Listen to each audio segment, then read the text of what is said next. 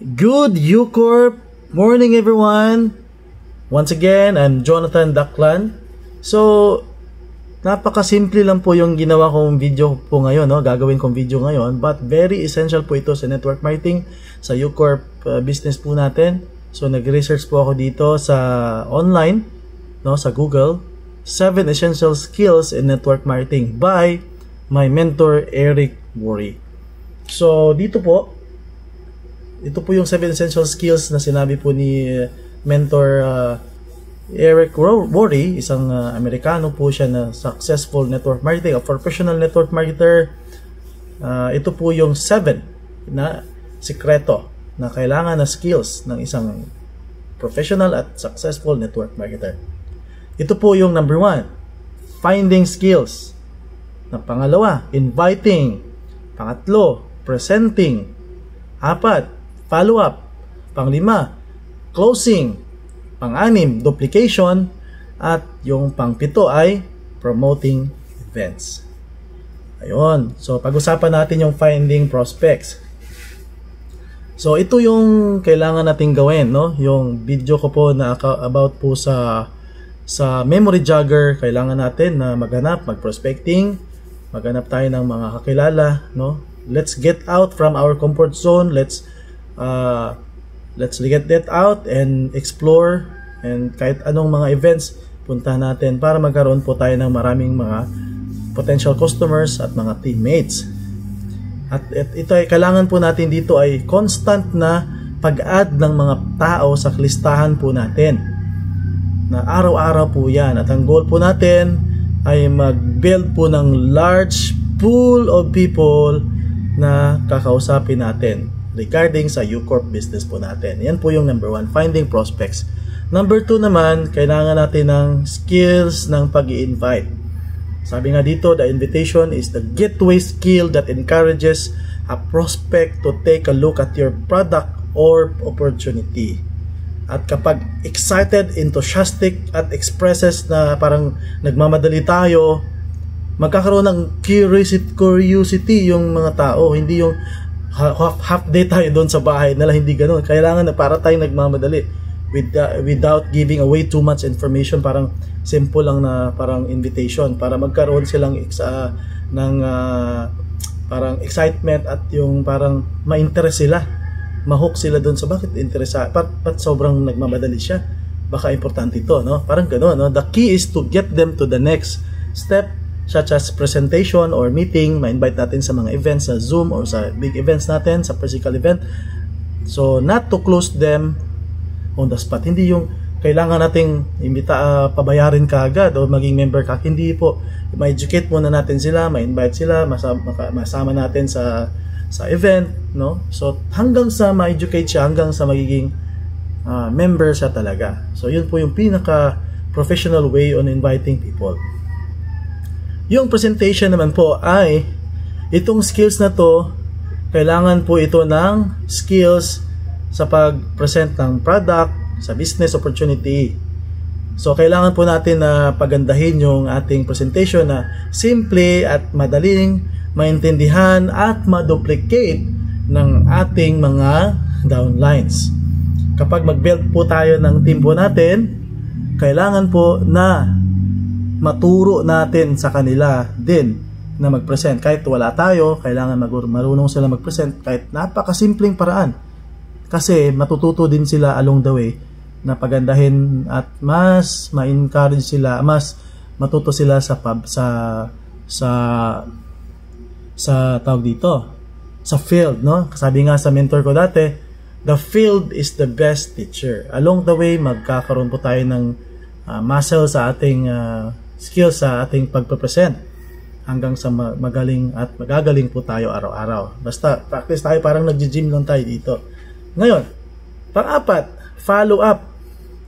After ng presentation, crucial po ito, kailangan natin ma-follow up. Hindi yung pagkatapos ng presentation, hindi mo na follow up, next week mo na follow up, nako, yung tawag dito, napaka malamig na, parang ilong ng ano na yan, para ilong na ng pusa na yan, sobrang lamig na, no? Parang hindi na po pwede na ganun po 1 week. Kailangan po within within 8 hours, 24 hours, follow up natin, punta natin sa bahay. No, ganun po siya ka crucial po yung dito po ang sales sa follow up. Kapag walang follow up, walang sales. Sabi nga dito, many networkers are not persistent enough in their follow up, which is a missed opportunity. The fortune is often in the follow up, sabi nga dito ni Eric Worre. Sa closing naman, itong closing ay matulungan natin yung prospect na magagawa siya ng desisyon na magiging customer ba siya or magiging distributor sa UCorp. At itong skills na to, kailangan ng confidence at understanding kung paano i-guide yung tao sa pagkakaroon niya ng desisyon ng pagiging distributor ng UCorp. So, kailangan natin tingnan din natin yung concern niya. Baka may sakit siya. Sabayan natin, alalayan natin siya. Yun, ganun siya, no? Hindi natin diretso business kaagad, no? So, number 6 na kailangan na skills, duplication. Ang duplication po ay napakalaking rule po sa network marketing kasi nga is a number game, no? Kapag wala kang downline, walang na-duplicate, ibig sabihin wala ding mga members, mga users at mga customers, di ba? Duplication is the core of network marketing, where you teach your new team members how to do the first 5 skills. Ano po? Yung 5 skills kanina. By helping your downline get started quickly and achieve early success, you build their confidence and ensure that the business continues to grow through their efforts. Ayun. Number 7 po is promoting events. Ayun, no? Sa duplication, kailangan po maging simple at malaman po ng downlines po natin, team members natin na kung ano yung goal nila. Maliit mo yan na goal, income goal, health goal. So, kailangan natin na mapabilis yung presentation para mas madaling ma-duplicate ng ating mga downlines. Ayan, para mag-grow po yung ating network. At magkakaroon tayo ng residual income at leverage. Ayun. Number 7, promoting events.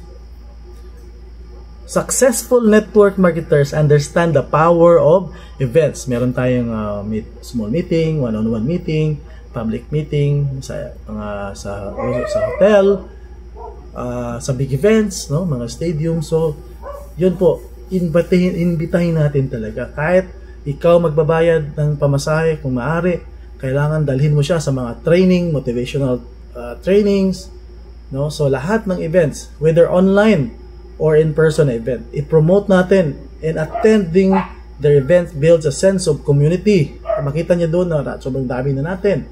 Provides training, inspire people with success stories. Marinig niya yung mga success stories ng mga nagmilyonaryo na sa UCorp, which reinforces their belief in the business.